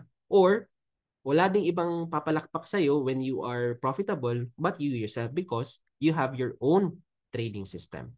No, problema kasi sa iba, sumusunod-sunod-sunod lang, 'di ba? So, okay sana if yung sinusundan ninyo is credible sources, pero what if hina-hype lang din kayo, 'di ba? So that's the challenge, no? So dapat ma-filter natin 'yan. And I just want to share with you, if you want sources for your fundamental analysis, pwede kayo pumunta sa quotes, then you go to stats, you go to analytics, may mga fundamental ratios that you can see there from dividend yield, price to earnings ratio, price to book ratio, price to sales, whatever is yung need ng analysis nyo, pwede nyong gamitin to. So, ang dami pa nga dyan from volume, price, technicals, consensus, ang dami, no? Ang daming sources nyo ng information na available sa platform ninyo. And for the traders out there, meron din kaming traders playbook. So again, yung traders playbook namin, it will tell you what happened to the stock. Usually news-driven siya. Tapos sasabihin ng analyst namin anong sa tingin niya yung effect ng nangyari doon sa price action ng stock. And number 3, recommendation. So you can see analysis and trading plan for that specific stock. But again, you can use this as your reference, no? Magiging guide nyo na siya. Kasi again, yung analysis nito baka hindi align doon sa sarili mong analysis. So, ako personally, what I do is nagagamit ko tong Traders Playbook as a filter, no, for opportunities na possible. Kasi syempre, pinag-aralan niya nila. I use that as my filter na kumbaga, okay, ito yung sinabi na report, anong gagawin ko na magiging applicable siya sa investing strategy ko. Okay? So, syempre, hindi naman lahat ng reports relevant sa akin kasi may mga metrics din ako anong gusto kong stock. And I hope you do as well sa sarili ninyo. No? But again, make the most out of this kasi very nice to siya na report for your reference na baka pwede ma-apply sa strategies ninyo. Okay? So yan, Traders Playbook report na sa platform yan. And if I'm not mistaken, this is the last bias that I'm going to discuss tonight. We call this your anchoring bias. Ito. Yung anchoring bias, investors tend to hold investments that have lost value. No? Kasi parang nahihirapan na sila to sell kasi nga sobrang baba na, no? Probably na-experience nyo siya doon sa chart kanina, no? Yung may iba sa inyo na nakabili at 70 pesos or 65 pesos, yung nag-dip siya konti, pero pero hindi kayo nagbenta. I think isa lang yung nakita ko doon, si Ma'am Ruby lang ata. Siya yung medyo nag-mention siya doon, sell and cut loss, no? Habang nasa 55 pa lang ata pa yung presyo na parang 8% loss pa lang siya, na siya, cut loss na siya. So hindi siya nag-hold on sa kanyang losing investment. Usually pag ganitong bias, nag-a-anchor ka ng fair value estimate to the original price. O ito pa, you think na yung nabili mo na presyo, diba sa platform makikita mo yan, average price ng pagbili mo, and you have your profit or loss. Paminsan, yun yung nagiging anchor natin sa decision making natin to buy or to sell rather than the fair value estimate or the fundamental value niya. So, that's different ha. Yung difference ng pagbili mo to the fundamental value can be different. No? So, check niyan siya kasi baka may anchoring bias kayo. And with that, ito talagang general ko na if you attended our technical analysis na session, kung short-term trader ka, wag niyo pong pakasalan yung stocks niyo, 'di ba? If it has fallen by more than what you can tolerate, sabihin natin 5 to 8%, medium cut yan siya, like what Ma'am Ruby did. Consider to take a sell and take the loss. Kasi again, we're talking about trading ha, hindi investing. Sa trading kasi, you have to acknowledge na pwede talaga yung trade will not go as planned. Pero if we minimize the losses that we incur and maximize the profit that we can make, that's the only time that we can have a net profit. Not the other way around. Kasi pag mas malaki yung loss mo kaysa sa profit that you're taking, then wala kang net profit, no? Lugi ka, di ba? That's the reason why before you enter your trade, meron tayong tinatawag na risk to reward ratio, no? When you enter a trade, if bababa siya, magkano yung risk? Ilang percentage? If aangat siya, saan tayo magte-take profit? And many people use 1:2, but ako personally, 1:3. I know some people as well na 1:5 lang yung tinitrade nila. But again, different folks, different strokes, different risk tolerance. So depende po talaga yan siya sa inyo. And it's very important to cut your losses early kasi, for example, no, if nag 10% loss pa lang yung position mo, you bought it 100, naging 90 pesos siya. If you sell at 10% loss, kasi nga trading to, probably mali talaga yung entry mo, hindi siya nag-bounce from support, if you're going to find another opportunity para maka-break even ka with this loss, you only need 11.1%. And in the market, medyo meron pa tayong makikitang opportunities dyan. Yun lang, unfortunately, some people, because of anchoring bias, hindi nila mabenta yung position nila because sobrang baba na ng down niya from 100 pesos, sabihin natin, naging 50 pesos na lang siya, hindi ka pa nagbenta at an earlier time. If you're going, yung iba yung ginagawa pa nila is that because 50% na, doon pa sila magka-cut loss rather than sa 10%. Ang challenge dyan is that if you're going to cut loss at 50%, para ma-break even mo yan, kailangan mo ng 100% profit sa next trade mo just to break even. No? Challenging na nga maghanap ng 10 or 20% na opportunity sa trade, lalo na yung 100%. You might be putting yourself in a situation na you will take on more risk than necessary. Babalik yung bias na overtrading kasi kailangan mong bumawi with this loss. So my point here is that while konti pa lang yung loss, tolerable pa, be it 10%, 5%, depende sa inyo, consider to cut your losses early if we're talking about trading. No? Iba na naman kung investing siya. Okay, sa trading, this should be a good mindset to come in. Fortunately, sa First Metro Sec, we have tools to protect yourself from the losses because we have conditional orders. We have many, but I'll highlight two of my favorites. No? We have this buy on breakout using the stop limit order. So pag tiningnan mo yung chart, nakikita mo yung resistance nasa 52.75. ayaw mo pang bumili kasi nandito pa yung presyo, pero hihintayin mo na mag-breakout siya at 52.75. So again this is exaggerated, but as an example, to buy on breakout, pwede ka na ipa-detect mo yung system na pag umabot siya ng 55 pesos, you will you will send an order automatically. Now you will instruct the system to send an order automatically to buy up until 56 pesos. So that's a buy on breakout play using a stop limit. Hihintayin niya muna na abutin tong 55 bago ka bibili up until 56. No, that's the buy on breakout using the stop limit order. Now, pag nakabili ka na, may stock ka na nun, hawak mo na siya. And this is what I highly recommend, no? You can use our order cancels the other na order. Kasi 'di ba sa trading plan mo, before you enter your trade, you already identify your potential risk and kung saan ka magte-take profit. Essentially, saan yung cut loss mo, saan yung take profit level mo. If you use our order cancels the other na conditional order, you can set up the cut loss and take profit. So, ibig sabihin kung bababa yung presyo to, sabihin natin, bumili ka at 52.75, tapos bababa yung presyo to 51.75, tapos yung cut loss mo nasa 51.50. Pag inabot yung presyo ng 51.75, it will send a sell order up to 51.5. Ito yung hard na cut loss mo. So, sabihin natin 10% yan, no, for easy lang. But again, depende siya sa percentage na gusto nyong cut loss. So, ang importante is pag bumaba yung presyo, na-minimize mo yung downside risk mo. Tapos, if aangat naman siya, pwede kang mag-sell at a profit, no, using this limit if touch na order. No? So, sa limit if touch, kasali na yan siya sa order cancels the other, you are going to take profit at 55.25, pero magsisend lang ng order yung platform pag inabot yung presyo ng 55. So pag umabot siya ng 55, it will send an order to to sell at up until 55.25. So para sa akin, no, I hope you're using this feature kasi yun, 'di ba? Pag may hawak ka, yan lang naman yung dalawang possible na scenarios. Either it goes down or it goes up. So minimize mo lang yung downside risk mo, maximize mo yung take profit. And this is determined by your risk to reward ratio.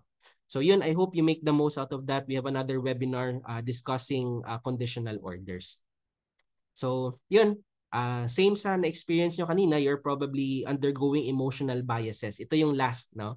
So habang umaangat yung presyo, you feel excited, you are thrilled, then you feel euphoric. Diba? Paminsan lang itong euphoric, madami nang kumita, na paminsan, dyan ka pa papasok.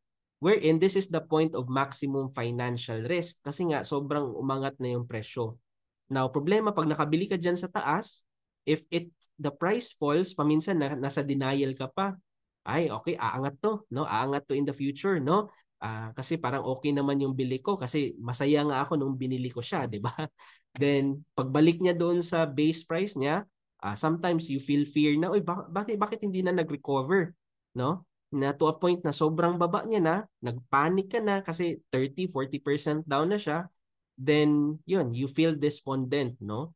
And usually, pag dito kasi na face, denial ka pa, hindi mo pa ma-accept na bumaba or mali yung entries mo, no? So, hindi ka nag-cut loss early. So, since hindi ka nag-cut loss early, wala, dito ka na paminsan nagbebenta, no? And usually pag dito ka na magbenta, sobrang baba na nung benta mo. So nandoon ka na sa 40-50% down. Mahirapan ka na mag-recover or it takes more to break even. But actually, kung dito na part, no? I think that's the reason as well why some of you bought, no, bumibili siya dito habang bumababa yung presyo kanina, because you know that during this area, this is the area of maximum financial potential, no? Kasi nga, if there's blood in the market, dapat baliktad yung ginagawa natin. Dapat buying tayo when there's blood in the market, kumbaga. But only if those stocks have good fundamentals, no? So, yan. So, those are the cycle of market emotions. And marami kayong ma-experience sa market na ganun, no? You will experience this year in, year out. Kasi ganun talaga yung stock market. Basta, don't forget lang, no? I think the stock market, you can trade it over the short term, but I hope you take advantage as well of its long-term growth potential. Na tipong you just let your money grow for a long period of time. And numbers will be in favor if the longer time you invest. Pero yung challenge sa iba, yung iba kasi sa tingin nila 3 years, 4 years or 5 years long term na. But in the recent study that I did, you need longer time talaga no para siguro we can discuss that in another webinar no. I have 5 reasons why you should consider investing long term the stock market. So we'll put that into perspective talaga but we don't have time tonight but I hope you'll be there sa next session namin. So, yun. For long-term investors, I hope you're applying as well peso cost averaging strategy sa investments ninyo. I'm not saying lahat ng portfolio ninyo ganito. Siguro you can trade some but I hope may portion ng portfolio ninyo na regular investing lang. No? Na, lalo na sa mga index trackers or mga broad-based na mga mutual funds in your ETFs, I hope you're using this. Kasi again, for your long-term goals, you can take really advantage of peso cost averaging. Kahit pa 1,515 ka lang per month versus a person who's doing it 3,000 per month. Let's say they invested it in a index fund, no? The person who invested more, syempre mas malaki yung contribution niya. Yung pakonti-konti lang yung contribution niya, maliit yung total na contribution niya after a long period of time.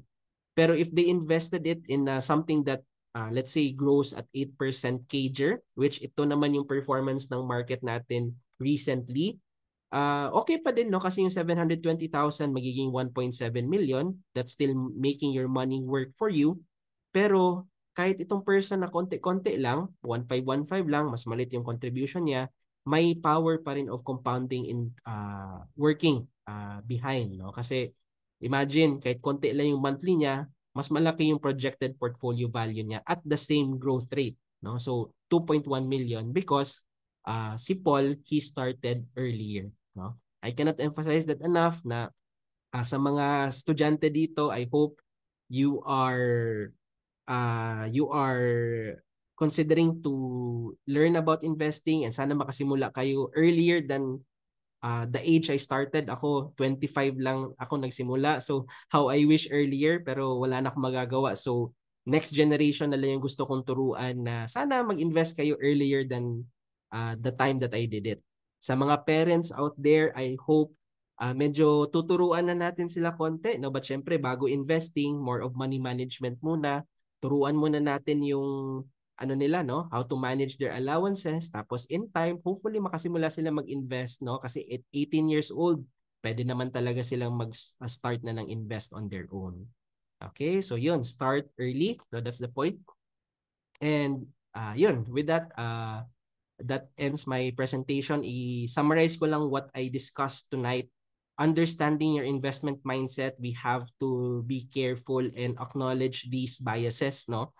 From loss aversion, mental accounting, confirmation bias, overconfidence, overtrading, herd instinct, anchoring, and emotional biases. Kasi if we are not aware of this, that's the reason why I had many activities. We took a little bit of time, no? But I hope the activities mas na intindihan natin na normal no na we encounter these biases day to day. And not only that, natutunan natin na yun pala yung feeling. Now, since we know that already, alam na natin anong gagawin to overcome all these biases. No? And we have services at First Metrosec that can help you overcome these biases. Okay? So, yan. I hope you learned a lot from my seminar, no? And yun, I hope you enjoyed it as much as I enjoyed presenting it.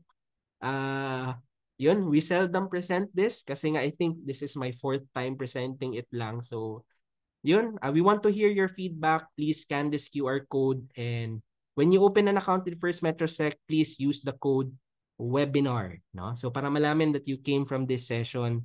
And it's already 7:30, so I now open the floor for questions. Okay? Sige, please, I want to hear your feedback kasi nga I don't know if I did well or baka meron pa akong pwedeng i-improve sa presentation kasi medyo fresh pa to siya. Fresh pa. Okay, sige. I'll take the floor for questions na lang. I have 4 questions here already. Yan. Here's a question from anonymous attendee. What does CAGR stand for? No? So CAGR is compounded annual growth rate. No? Yung pinaka-easy way to check performance return is average lang. Like, if ito yung returns niya this year, second year, you plus all, tapos divide by the number of samples that you have. Pero, if you're going to use that, tapos yung sample size mo, volatile siya, yung performance niya, ang tendency niya is usually mataas yung overstated, kumbaga yung average. Overstated siya pag volatile yung sample mo. Kaya to counter that, no, meron tayong tinatawag na CAGR or compounded annual growth rate. Yun yung best estimate ng volatile returns. Kaya yun yung ginagamit sa investments kasi nga volatile yung returns. Mas ano siya, mas reasonable yung value niya. Kasi nga because of the swings, no, nagsiswing kasi yung returns ng market year in year out. It can go as high as 60%, paminsan 40% down. And when you do regular na average, medyo overstated siya. Kaya doon pumapasok yung CAGR. So, tinitingnan yan is yung parang ano yung assumed growth rate niya per year. So, yan. So, yeah. So, I hope I answered your question. Another question here. Sobrang familiar yung name. I think Facebook friends kami. Pero iba lang yung last name dito. Sir JP, yung mga brokers, iba-iba ang featured stock na ni-review at pinapublish. Yes, you are correct. Kasi each research team, meron yan silang specialization. Depende kung sino yung mga analyst niya. Kasi yung mga analyst, paminsan, mas hiyang sila to a certain industry versus other industries. Kaya mapapansin nyo, iba-iba yung mga na-feature na stock. Tapos may element of human resource din dyan. No? Kasi syempre, kung maliit lang yung research team mo, you don't expect to cover many stocks kasi kailangan talaga ng panahon. Yung research team nga namin, sobrang hardworking yan. No? So, I hope you make the most out of them. So, kaya napapansin nyo, sa amin, hindi din namin covered lahat ng stocks. So, we can only tell you fundamental target prices of stocks that we cover. Beyond that, wala kaming fundamental target price kung hindi natin covered. So, kung hindi namin covered, mabuti na lang meron tayong consensus na bars doon sa research na tab. Kasi yung consensus, at least malaman mo, kahit hindi namin covered, ano yung sabi naman ng iba. So, yan. So, yung consensus, how often po ina-update? Yan yung second question niya. It is updated pag may bagong report or release. So, makikita niyo doon sa consensus na bar, may nakalagay doon consensus target as of my date. So, ibig sabihin yung date na yon, that was the most recent report published na may fundamental target price. Okay? And again yung nasa consensus, hindi lang po yan yung First Metrosec, but lahat na nagsta-study ng stock na yun. Okay? Kaya consensus siya. Ang pwede niyong gawin, pwede niyong tingnan yung target price namin, saan kami doon sa consensus bar. And para at least may insights kayo na makukuha doon. Okay? So I hope I answered your question, Sir Bulo.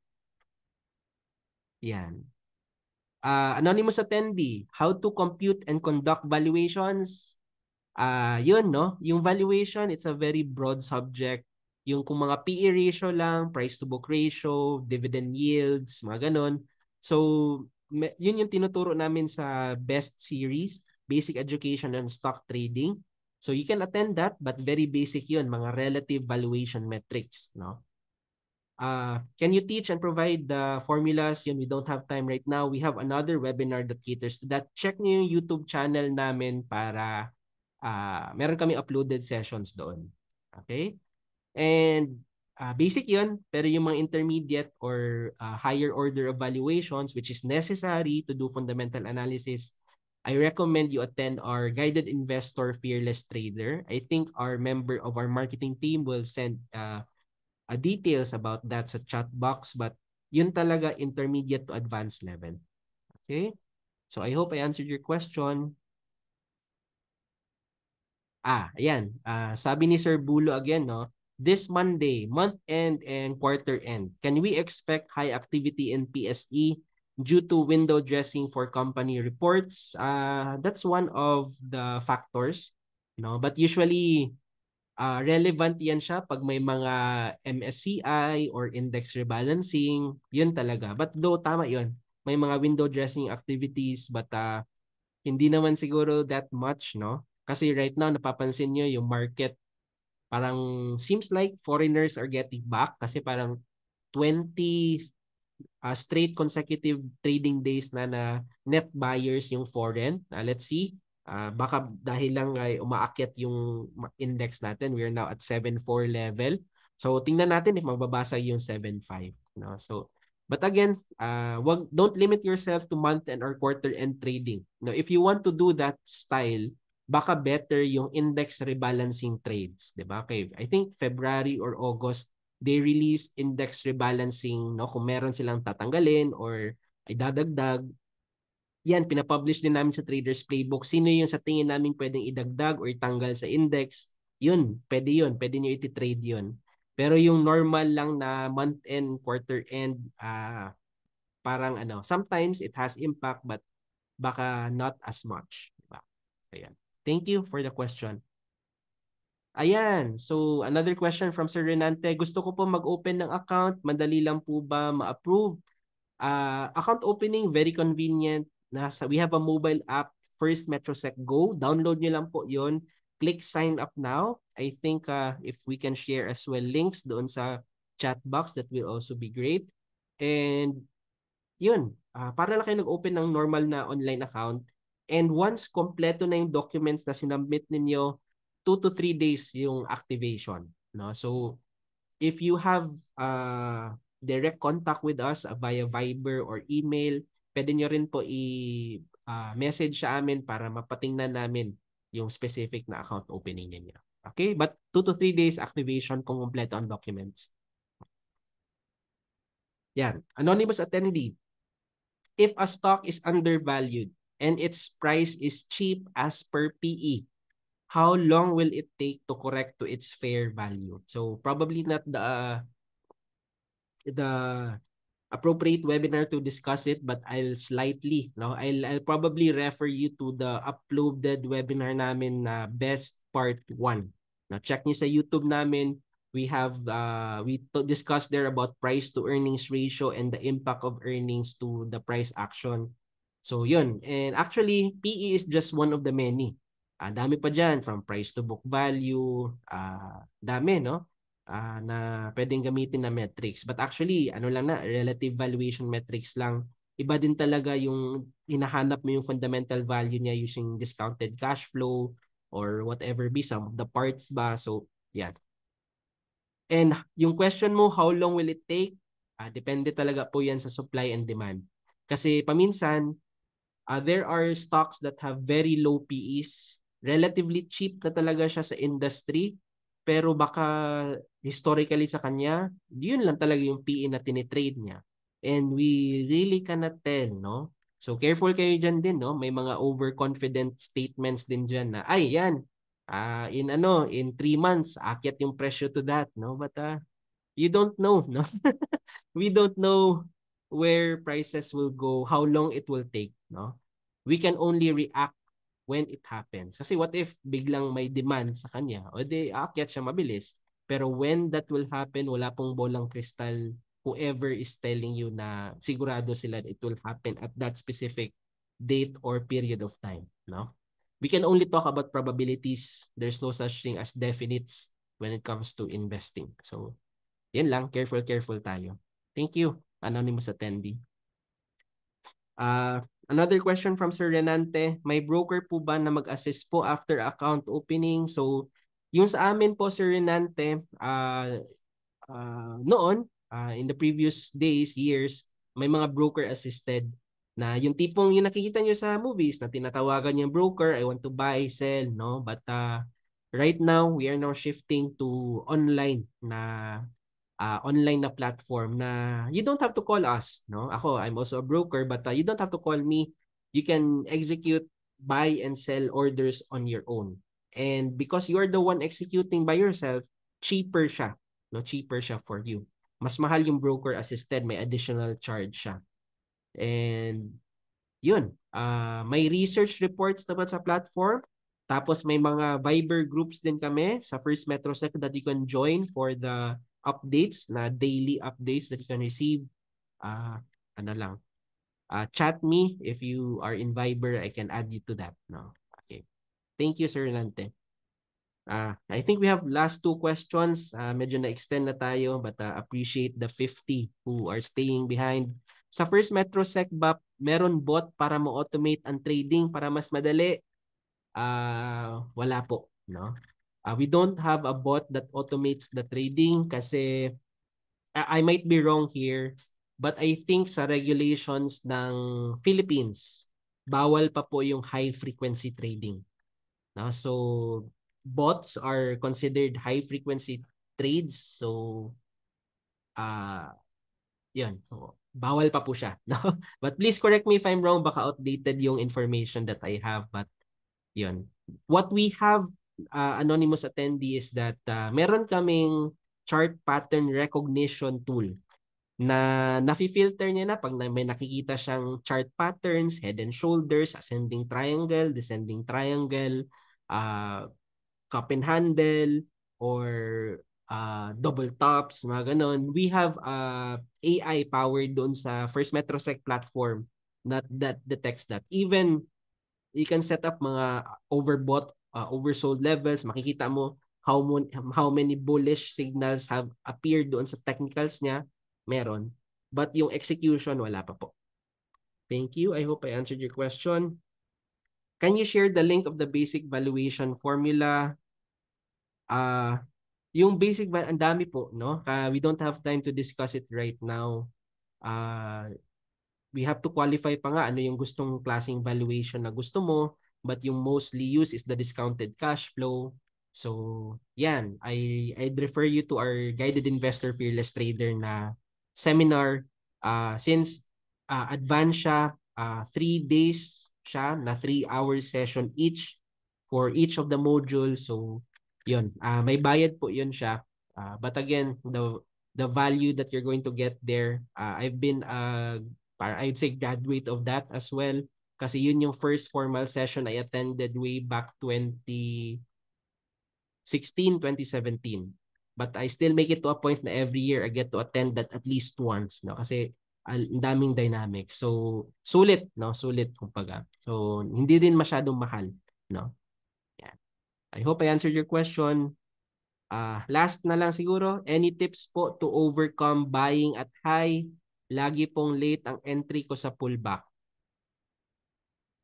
Yun. Actually, to avoid that, you really have to chart. No? You really have to chart. Tapos, isang basic conditions that you can look at is your RSI. No? Kasi sa RSI, di ba, you have overbought and oversold conditions. Yung 30 and 70 mark.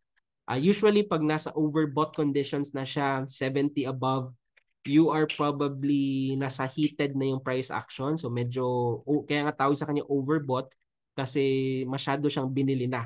No? So, the probability that it will, pag nasa overbought condition ka, the probability na mag-pullback siya, medyo mataas. No? But pwede naman siya the probability is high, it can happen, pero may mga stocks din kasi talaga na matagal siya doon sa overbought conditions for some reason. So, that's why I'm saying na probability lang. So, yan.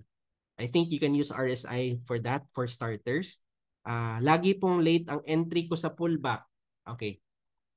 Yung sa pullback, for me, dapat you should know your support and resistance levels. No? Kasi for example, buy on breakout.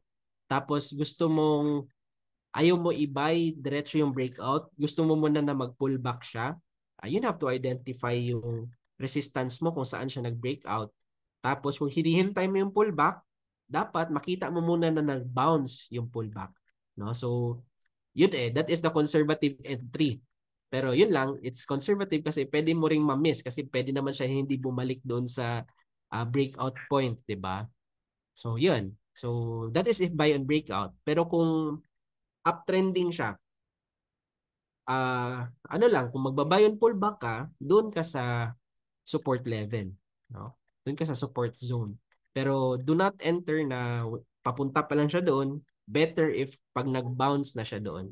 Na kasi nag-i-increase yung probability na the trend will continue kasi may signal na may support doon na area. So, yun. So again, I hope you can check our introduction to technical analysis na session, anonymous attendee, for more insights, no? Yan. So I think I was able to answer questions. I hope let me know, no, if yan, I think wala nang questions. Thank you to the 50 who patiently waited. No, patiently waited. Yan. I think I answered all questions. Thank you so much, everyone. Again, I want to hear your feedback. Thank you so much, and I hope that marami kayong natutunan. All right? Have a pleasant night ahead and happy weekend and happy investing. Bye-bye.